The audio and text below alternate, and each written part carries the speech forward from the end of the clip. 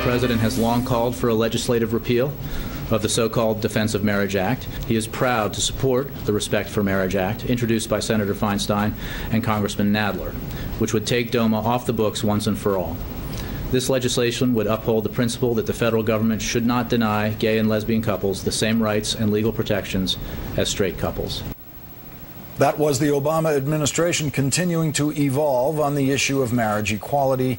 Yesterday, 5 days before, New York becomes the 6th and largest state to issue marriage licenses to same-sex couples. Today, the Senate Judiciary Committee held the first congressional hearing on legislation that would repeal the 1996 Defense of Marriage Act. The most memorable moment was an exchange between Democratic Senator Al Franken and Doma supporter Tom Minery of Focus on the Family. Mr. Minery, on page 8 of your written testimony, you write, quote, children living in their own married biological or adoptive mothers with their own married biological and or adoptive mothers and fathers were generally healthier and happier, had better access to health care, less likely to suffer mild or severe emotional problems, did better in school, were protected from physical, emotional, and sexual abuse, and almost never live in poverty compared with children in any other family form. You cite a Department of Health and Human Services study that I have right here from December 2010 to support this conclusion. I checked the study out, and I would like to enter it into the record, if I may. Objections ordered. And it actually doesn't say what you said it says. It says that nuclear families, not opposite-sex married families, are associated with those positive outcomes. Isn't it true, Mr. Minery, that a married same-sex couple that has had or adopted kids would fall under the definition of a nuclear family in the study that you cite? I would think that the study, when it cites nuclear families, would mean a family headed by a husband and wife. It doesn't. The study defines a nuclear family as one or more children living with two parents who are married to one another and are each biological or adoptive parents to all the children in the family. And I frankly don't really know how we can trust the rest of your testimony if you are reading studies these ways. The lead author of that study confirmed to Politico today, quote, Senator Franken is right. Joining me now, the executive director of the Family Equality Council, Jennifer Chrisler. She and her spouse are mothers of twin sons. Thank you for joining me tonight, Jennifer. Thank you, Lawrence. Glad to be here. Jennifer, with testimony like that, being up against forces like that, you start to wonder, will any facts matter at all in this debate among the opponents of marriage equality?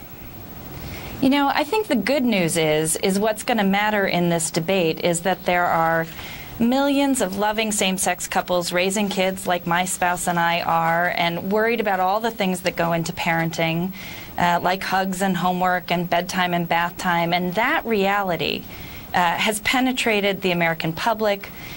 We are seeing it with the president standing up and saying that Doma is wrong and anti-family. We're seeing it in New York, where this weekend hundreds of loving couples are going to make that commitment to one another and their families. And it doesn't change the fact that the opposition is going to continue to use these misinformation campaigns to try to persuade the rest of the people on what is, frankly, a losing battle for them. Jennifer, I want to show you one more moment from the hearing, and this involved Chairman Patrick Leahy making a point about this. If you have parents legally married under the laws of the state, one set of parents are entitled to certain financial benefits for their children. The other set of parents are denied those same financial benefits for their children. Are not those children, at least in that aspect of finances, are not those children of the second family, are they not at a disadvantage? Yes or no? It would be yes, and as you asked the question narrowly, Senator. Jennifer, that's one of the issues that the opponents try to evade, is they try to pretend that civil unions or the various other kinds of arrangements are actually the same, and there are no advantages to the children that would come from legal marriage equality. Yeah, well, the reality is that it's not the same. And the truth is that Doma only does one thing, and that is harm families, harm children, and harm the kids who really need the safety nets and the benefits that come with legal recognition when their parents are able to be married. And, you know, not only are there the benefits and the rights and the responsibilities that the government confers, but there's the stigma and the symbolic trauma that our kids face every single day when they hear this anti-family rhetoric from the opposition. The truth is Doma is anti-family, doesn't do anything but harm my family, and it does nothing to make the American family stronger today.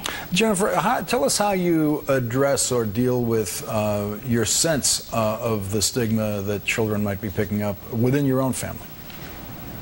You know, the truth is, you know, I have twin sons, Tim and Tom, and they are 9 years old, and they have understood from a very early age how much alike our family is to other families. They know that we, you know, participate in the same kinds of traditions. We take them to church. We worry about them getting to school. We participate in our communities, and they know that there are politicians and people on the other side who would like to tear their family apart, who would deny them the security of mine and my spouse's relationship.